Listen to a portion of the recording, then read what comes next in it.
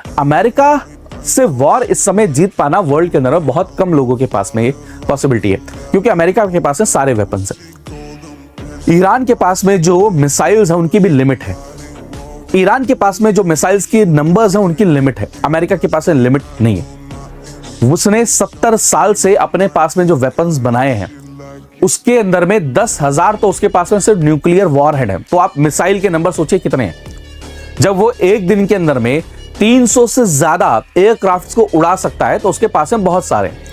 लेकिन प्रॉब्लम क्या है? प्रॉब्लम क्या है कि यूएसए ने जितना क्विक सोचा था उतना क्विक उसको ये ट्रांसफॉर्मेशन नहीं मिलेगा। तो इसलिए आप देखेंगे कि यहां पर यूएसए थोड़ा सा परेशान होता हुआ नजर आ रहा है। ठीक है, क्लियर?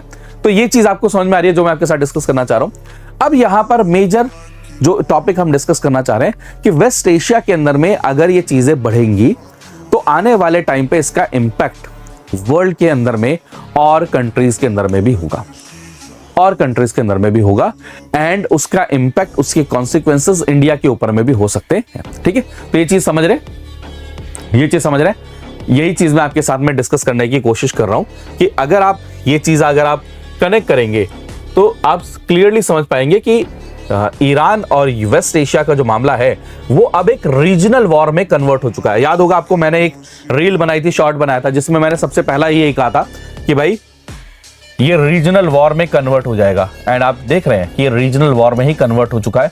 ये पूरा रीजन ही वॉर के अंदर में जा चुका है। अभी जस्ट आते समय पर आपने न्यूज में सुना होगा कि जो रियाद है यानी कि सऊदी अरेबिया के अंदर में यूएस की एम्बेसी के अंदर पे अटैक कर दिया ईरान ने। ठीक है, तो ये चीज याद रखिएगा आप आने वाले समय पर। तो यहां पर कई लोगों का क्वेश्चन है कि सर इसका ऑल्टरनेटिव क्या है? मेरे प्यारे दोस्त, जितने भी रिजर्व्स हैं गैस के वो यही है, जितने भी ऑयल के रिजर्व्स हैं वो यही हैं। तो यहां से ऑल्टरनेटिव और क्या बनाया जा सकता है दोस्त? कोई और ऑल्टरनेटिव नहीं है। स्ट्रेट ऑफ हॉर्मुज का ऑल्टरनेटिव, ट्रेड रूट का ऑल्टरनेटिव ढूंढ सकते हो ना।